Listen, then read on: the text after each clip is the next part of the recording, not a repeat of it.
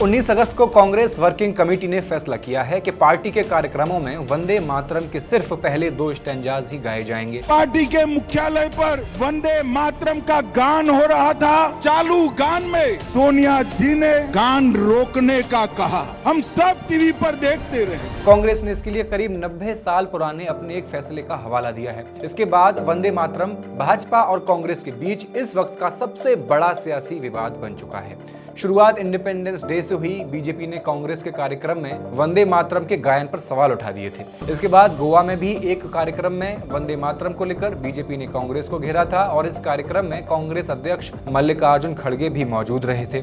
लेकिन ये पूरा विवाद है क्या, इसे समझने की कोशिश करते हैं। वंदे मातरम को लेकर इतना विवाद क्यों है? 90 साल पुराना वो कौन सा फैसला है जिसने भाजपा के नेहरू प्रेम को फिर से जगा दिया है? और प्रियंका गांधी ने पीएम मोदी के बयान का जवाब क्या दिया है और कैसे दिया है? और पीएम मोदी ने कहा क्या था जिसका जवाब दिया है? क्या है वंदे मातरम के बाकी के स्टैंजाज में ऐसा जिससे भाजपा को अत्यंत प्रेम है और कांग्रेस उससे बच रही है?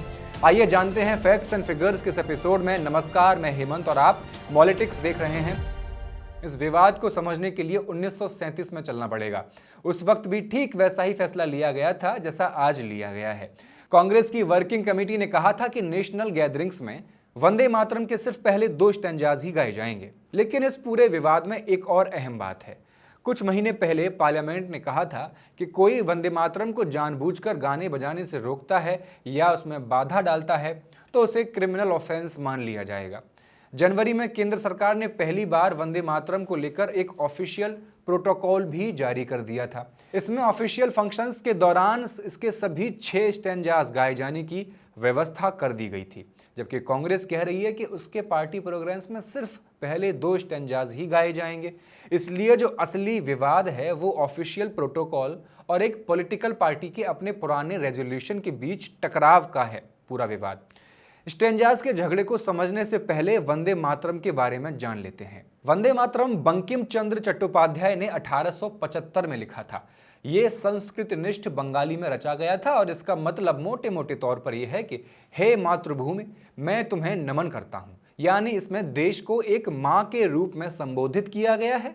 इसके करीब 6 साल बाद क्या हुआ कि 1881 के आसपास की बात है, बंकिम चंद्र ने इसे अपने मशहूर उपन्यास आनंद मठ में शामिल कर दिया। ये उपन्यास 18वीं सदी के आखिरी दौर में बंगाल में हुए सन्यासी रिबेलियन की पृष्ठभूमि पर आधारित था। उस समय ईस्ट इंडिया कंपनी का शासन मजबूत हो रहा था और उसके खिलाफ कई आर्म्ड अपराइजिंग्स हो रहे थे। यानी वंदे मातरम की जड़ें सिर्फ किसी सामान्य पैट्रियोटिक सॉन्ग्स से नहीं बल्कि साहित्यिक और राजनीतिक माहौल से भी निकली थी, जिसमें विदेशी शासन के खिलाफ रेजिस्टेंस की भावना मौजूद थी। जब इतना सब कुछ था तो फिर विवाद किस बात का? विवाद को समझने के लिए आपको समझना पड़ेगा सन्यासी विद्रोह। सन्यासी विद्रोह बंगाल में 1870 के दशक से लेकर लगभग 1800 के आसपास तक चला और एक लंबा प्रतिरोध था। इसकी जड़ें 1770 के उस बंगाल अकाल से जुड़ती हैं जिसमें अनुमानित तौर पर बंगाल की 1/3 आबादी मारी गई थी। ईस्ट इंडिया कंपनी ने इस अकाल के दौरान भी लगान वसूली में कोई नरमी नहीं दिखाई, बल्कि कई इलाकों में टैक्स की दरें और बढ़ा दी।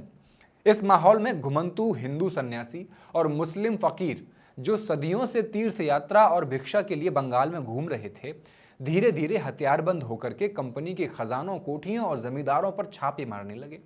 अब गौर करने वाली बात यह है कि इस विद्रोह में हिंदू सन्यासी और मुस्लिम फकीर दोनों साथ साथ लड़ रहे थे। यह किसी एक धर्म का आंदोलन तो था नहीं। यही इतिहास और साहित्य के बीच की एक दिलचस्प रेखा भी सामने आती है जो संवेदनशील भी है। 1882 में बंकिम चंद्र चट्टोपाध्याय ने एक उपन्यास लिखा था आनंद मठ, जिसकी कहानी इसी सन्यासी विद्रोह और 1770 के अकाल की पृष्ठभूमि पर आधारित थी। इस उपन्यास में बंकिम ने संतान नाम के एक सशस्त्र हिंदू सन्यासी समूह की कल्पना की जो मातृभूमि की रक्षा के लिए हथियार उठाते हैं और भारत माता को एक देवी के रूप में पूजते हैं। इसी उपन्यास के भीतर पहली बार वंदे मातरम गीत छपा, जिसमें मातृभूमि को दुर्गा और लक्ष्मी जैसी देवियों के रूपकों में सराहा गया और इसे संतान योद्धा एक भजन की तरह गाते हुए दिखाए गए थे। इसमें हकीकत में जहां सन्यासी और फकीर दोनों मिलकर कंपनी के खिलाफ लड़ रहे थे, ईस्ट इंडिया कंपनी के खिलाफ, वहीं आनंद मठ में कहानी को इस तरह गढ़ा गया कि संतान योद्धा मुख्यतः मुस्लिम शासकों और कंपनी दोनों के खिलाफ एक हिंदू पुनरुत्थानवादी लड़ाई लड़ते दिखते हैं। यही वजह है कि 20वीं सदी की शुरुआत में जब वंदे मातरम स्वतंत्रता आंदोलन का एक प्रमुख नारा और गीत बन गया, तो कई मुस्लिम नेताओं और बाद में मुस्लिम लीग ने भी इस पर आपत्ति जता दी थी। उनका तर्क यह था कि भाई इसमें भारत को हिंदू देवी के रूप में पूजने की बात है, जो इस्लामी मान्यताओं के अनुसार मूर्ति पूजा के दायरे में आती है। और चूंकि उपन्यास में इसका संदर्भ मुस्लिम विरोधी लड़ाई से जुड़ा था, इसलिए ये गीत पूरी तरह समावेशी राष्ट्रीय प्रतीक नहीं बन सकता। In 1937, the Congress Working Committee decided that the first two stanzas should be sung as a national gathering because later stanzas contain explicit references to Hindu deities, including Durga and Ma Saraswati. This is precisely where the constitutional questions arises. You were more in strength, so you could pass that as a legislation, but India is not a Hindu Rashtra. It is a constitutional republic, and that is what is my question. यही एक बड़ी वजह है कि वंदे मातरम को भारत का राष्ट्रगान नहीं बल्कि राष्ट्रीय गीत का दर्जा दिया गया, जबकि जन गण मन को राष्ट्रगान चुना गया था। अब इसकी भी एक कहानी थी कि राष्ट्रगान कैसे चुना गया और राष्ट्रगीत कैसे, वो वीडियो के आखिरी में बात करेंगे। 1905 के बंगाल विभाजन से लेकर के 1908 के बीच जो स्वदेशी मूवमेंट चला, उसके दौरान भी वंदे मातरम एक जबरदस्त रैलिंग क्राई बन गया था। हर व्यक्ति की जुबान पे था वंदे मातरम, वंदे मातरम। लोग इसे अंग्रेजी हुकूमत के खिलाफ नारे और रेजिस्टेंस के तौर पर इस्तेमाल कर रहे थे। धीरे धीरे वंदे मातरम का रिश्ता सीधे इंडियाज फ्रीडम स्ट्रगल से जुड़ गया और यह स्वतंत्रता आंदोलन की सबसे पहचान वाली आवाज़ों में शुमार हो गया। लेकिन यहीं से सवाल उठना भी शुरू हो गया कि अगर वंदे मातरम आज़ादी की लड़ाई का इतना बड़ा सिंबल बन चुका था, तो 1937 में कांग्रेस ने इसके सिर्फ पहले 2 स्टैंजास को ही नेशनल गैदरिंग्स के लिए क्यों चुना? बाकी के 4 स्टैंजाज में आखिर ऐसा क्या था जिसको लेकर विवाद खड़ा हो गया? वंदे मातरम के पहले 2 स्टैंजाज में मुख्य तौर पर भारत की धरती, उसकी हरियाली, नदियों, फसलों, ठंडी हवाओं और मातृभूमि की खूबसूरती की तारीफ की गई है। इसमें देश को मां के रूप में संबोधित किया गया है और मातृभूमि के प्रति प्रेम और सम्मान की भावना इसमें प्रमुख है, जो पहले 2 स्टैंजाज हैं। यही वजह है कि इन शुरुआती स्टैंजाज को व्यापक तौर पर कॉम्प्रिहेंसिवली पैट्रियोटिक और रिलेटिवली इंक्लूसिव माना गया। लेकिन गीत के बाकी के जो 4 स्टैंजाज हैं, उनमें भाषा और इमेजरी का स्वरूप बदल जाता है। वहां मातृभूमि को सिर्फ एक जमीन या देश के रूप में नहीं बल्कि हिंदू धार्मिक देवी देवताओं और धार्मिक प्रतीकों से जोड़कर पेश किया जाता है। खास तौर पर दुर्गा, लक्ष्मी और सरस्वती जैसी देवियों के रेफरेंसेस आते हैं, यानी देशभक्ति की भावना के साथ एक स्पष्ट धार्मिक इमेजरी भी जुड़ जाती है। कांग्रेस के सामने उस समय एक बेहद पेचीदा राजनीतिक सवाल था। एक तरफ वंदे मातरम आजादी के आंदोलन का पावरफुल सिंबल बन चुका था, दूसरी तरफ कांग्रेस एक ऐसी नेशनल मूवमेंट बनना चाहती थी जो अंग्रेजों से लड़ने के लिए तैयार हो, जिसमें हिंदू और मुस्लिम दोनों बराबर हिस्सेदार हों। 1937 में कांग्रेस ने गीत को खारिज नहीं किया, बल्कि उसके उस हिस्से को चुना जिसमें देशभक्ति की भावना मौजूद थी। आज यह बहस सिर्फ इस बात पर नहीं है कि कौन देशभक्त है और कौन नहीं है, बल्कि सवाल यह भी है कि क्या किसी नेशनल सिंबल को ऐसा होना चाहिए जिसे अलग अलग धर्मों और समुदायों के लोग बिना अपनी धार्मिक मान्यताओं से टकराव के स्वीकार कर सकें। अब जानते हैं कि जवाहरलाल नेहरू का इस पर क्या रुख था, जिसका जिक्र पीएम मोदी ने पार्लियामेंट में किया है और कई सारे सवाल खड़े कर दिए हैं। 1937 में जवाहरलाल नेहरू का रुख पेचीदा था। उन्होंने 20 अक्टूबर 1937 को सुभाष चंद्र बोस को चिट्ठी लिखी।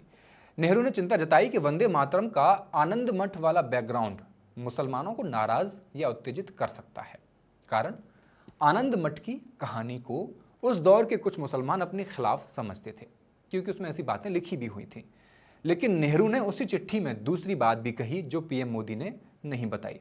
उन्होंने कहा कि वंदे मातरम को लेकर जो हंगामा खड़ा किया जा रहा है, उसका बड़ा हिस्सा मैन्युफैक्चर्ड है और इसके पीछे कम्युनलिस्ट्स का हाथ भी है।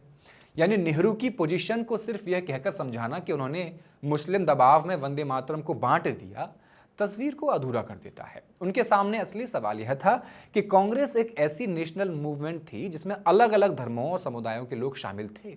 इसलिए अगर किसी नेशनल गैदरिंग में ऐसा गीत गाया जा रहा है जिसके कुछ हिस्सों को एक बड़े समुदाय के लोग धार्मिक तौर पर आपत्तिजनक मानते हैं, तो क्या उस पूरे गीत को नेशनल सिंबल की तरह इम्पोज किया जाना चाहिए? नेहरू का जवाब था कि इस मामले को भावनाओं के बजाय पूरे देश के नजरिए से देखना ही बेहतर होगा। अब इस बहस में रविंद्रनाथ टैगोर की राय बेहद अहम हो जाती है। नेहरू और बोस दोनों ने इस विवाद के बीच टैगोर से उनकी राय मांगी थी। टैगोर का वंदे मातरम से रिश्ता भी बेहद पुराना था। उन्होंने 1896 के कलकत्ता कांग्रेस सेशन में इसे खुद गाया भी था और इस गीत को फ्रीडम मूवमेंट में लोकप्रिय बनाने में उनकी भी भूमिका अहम थी। लेकिन जब 1937 में विवाद उठा तो टैगोर ने भी पूरे गीत और उसके पहले 2 स्टैंजास के बीच साफ साफ फर्क महसूस किया। टैगोर ने माना कि अगर बंकिम चंद्र के पूरे वंदे मातरम को आनंद मठ के कॉन्टेक्स्ट से पढ़ा जाए, क्योंकि उसमें शामिल किया था उन्होंने, तो उसके कुछ हिस्से मुसलमानों की धार्मिक भावनाओं को ठेस पहुंचा सकते हैं। लेकिन उनका कहना था कि पहले 2 स्टैंजास की अपनी एक अलग पहचान बन चुकी है, और ऐसा ही मानना था महात्मा गांधी का भी। इस मामले में महात्मा गांधी भी इसे जबरन थोपे जाने के खिलाफ थे। जुलाई 1939 में अपनी पत्रिका हरिजन में उन्होंने लिखा कि बंगाल पार्टीशन के खिलाफ आंदोलन के दौरान वंदे मातरम हिंदुओं और मुसलमानों के बीच एक बेहद ताकतवर बैटल क्राई बन गया है। उन्होंने गीत के ऐतिहासिक योगदान को स्वीकार करते हुए इसे जबरदस्ती थोपने को समझदारी नहीं माना था। लेकिन वंदे मातरम के बाद के स्टैंजास को लेकर मुस्लिम स्कॉलर्स की आपत्ति की जड़ सिर्फ राजनीतिक नहीं थी, धार्मिक भी है। इसे समझने के लिए इस्लाम की एक बुनियादी मान्यता समझनी होगी, स्ट्रिक्ट मोनोथिज्म, यानी सिर्फ एक ईश्वर की इबादत। इस्लाम में अल्लाह के अलावा किसी और की वर्शिप नहीं की जाती। इसलिए जब वंदे मातरम में मदर इंडिया को एक देवी के रूप में पेश किया जाता है और उसके सामने श्रद्धा या भक्ति का भाव आता है, तो कुछ मुस्लिम स्कॉलर्स इसे अपनी धार्मिक मान्यता से टकराता हुआ मानते हैं। गीत के चौथे स्टैंजा में मदर इंडिया की छवि को अलग अलग धार्मिक स्थलों में मौजूद बताया जाता है। मातृभूमि की तस्वीर को एक तरह की धार्मिक उपासना की इमेजरी के साथ जोड़ा जाता है। 5वें स्टैंजा में यह इमेजरी और स्पष्ट हो जाती है, क्योंकि मातृभूमि की तुलना दुर्गा, लक्ष्मी और सरस्वती जैसी हिंदू देवियों से की जाती है। यहाँ देश सिर्फ मां नहीं रह जाता, बल्कि उसे देवी के रूप में देखा जाने लगता है। इसी पर मुस्लिम स्कॉलर्स का तर्क यह है कि किसी इंसान का अपनी मातृभूमि से प्यार करना, उसकी रक्षा करना, उसे सम्मान देना अलग बात है, लेकिन उसे देवी का रूप देकर वर्शिप करना इस्लाम की स्ट्रिक्ट मोनोथिस्टिक बिलीफ से टकराता है। इसलिए विवाद वंदे मातरम के पैट्रियोटिक होने पर नहीं, बल्कि उस पैट्रियोटिज्म को व्यक्त करने के लिए इस्तेमाल की गई धार्मिक इमेजरी पर है। हिस्टोरियन तनिका सरकार कहती हैं कि आनंद मठ के कॉन्टेक्स्ट में मुस्लिम्स को विरोधी के तौर पर देखा जाता है, जबकि उस लड़ाई में हिंदू मुसलमान एक होकर अंग्रेजों के खिलाफ लड़ रहे थे। एक और महत्वपूर्ण बात, अगर आप इन स्टैंजास को सिर्फ आज के समय में अलग से पढ़ेंगे, कहीं वंदे मातरम निकाल करके राष्ट्रगीत पढ़ेंगे, तो उनका मतलब आपको एक तरह से समझ में आ सकता है।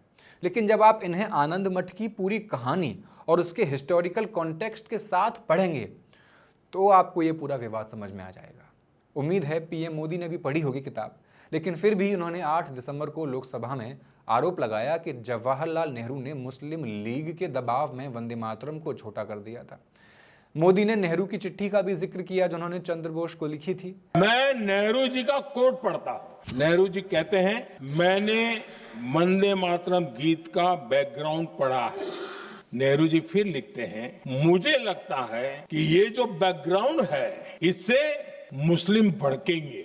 लेकिन नेहरू की उसी चिट्ठी के दूसरे हिस्से को उन्होंने नहीं बताया, जिसमें वंदे मातरम के पूरे विवाद को उन्होंने मैन्युफैक्चर्ड बताया था, और नेहरू ने इसके लिए कम्युनलिस्ट्स को जिम्मेदार भी ठहराया था, ये भी नहीं बताया। और नेहरू ने अपनी चिट्ठी में मुस्लिम लीग की पॉलिटिक्स को भी लो टाइप ऑफ कम्युनलिज्म ही कहा था, ये पीएम मोदी ने नहीं बताया।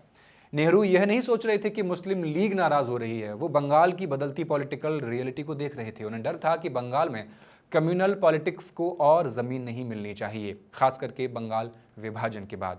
अब सवाल है कि आज़ादी के बाद नेहरू ने नेशनल एंथम के लिए जनगण मन को ज़्यादा उपयुक्त क्यों माना और वंदे मातरम को क्यों नहीं। हालांकि अब तक सवाल के जवाब तो आपको मिल ही चुके होंगे, लेकिन फिर भी इस घटना का जिक्र ज़रूरी है। नेहरू एक ऐसे एंथम की तलाश में थे जिसे भारत के ऑफिशियल फंक्शंस में लगातार इस्तेमाल किया जा सके, और विदेशों में मौजूद इंडियन एम्बेसीज और लीगेशंस को भी ऑफिशियल ओकेजन्स पर भारत का नेशनल एंथम बजाना होता ही है। तो दूसरे देशों के अधिकारी भी भारत से पूछ रहे थे कि आखिर उनके यहाँ भारतीय नेशनल एंथम के तौर पर क्या बजाया जाए भाई। इसलिए नेहरू के लिए यह सिर्फ ये तय करने का सवाल नहीं था कि लोगों को कौन सा गीत ज्यादा पसंद आएगा, किसके साथ भावनाएं जुड़ी हुई हैं, बल्कि यह भी देखना था कि कौन सी कंपोजिशन मिलिट्री बैंड्स, ऑर्केस्ट्राज और इंटरनेशनल डिप्लोमेटिक फंक्शंस में बेहतर काम करेगी। यानी कि संगीत की समझ हर किसी में नहीं होती। नेहरू ने लिखा कि असल में विकल्प मुख्य रूप से जन गण मन और वंदे मातरम के बीच था। तो उनके मुताबिक जन गण मन उस समय तक मिलिट्री बैंड्स और ऑफिशियल ओकेजन्स में काफ़ी इस्तेमाल हो रहा था। उन्होंने अलग अलग प्रोविंसेस के गवर्नर से राय भी मांगी थी, लेटर्स लिख लिख के, और लगभग सभी ने जन गण मन को ही सपोर्ट किया था। सिर्फ सेंट्रल प्रोविंसेस के गवर्नर ने वंदे मातरम को पसंद किया था मात्र। यानी जो मेजॉरिटी थी वो ये कह रही थी कि जनगण मन को ही चुना जाए। मसलन 15 जून 1948 को बंगाल के सीएम बीसी रॉय को नेहरू ने लेटर लिखा और पूछा जा रहा था सबसे कि नेशनल एंथम क्या हो, तो उनको भी लेटर लिखा गया, उनसे पूछा गया। नेहरू ने लेटर में लिखा था कि ये फैसला सिर्फ इस वजह से नहीं होना चाहिए कि कुछ मुस्लिम्स वंदे मातरम पर ऑब्जेक्शन करते हैं। अंत में हुआ ये कि 24 जनवरी 1950 को राजेंद्र प्रसाद ने यह साफ कर दिया कि वंदे मातरम की ऐतिहासिक भूमिका को खत्म हम नहीं कर रहे हैं, लेकिन जन गण मन नेशनल एंथम बनेगा। अब आपका क्या सोचना है इस पूरी रिपोर्ट पर, हमें कमेंट सेक्शन में बताएं। पॉलिटिक्स को सब्सक्राइब कर दें। बहुत बहुत शुक्रिया।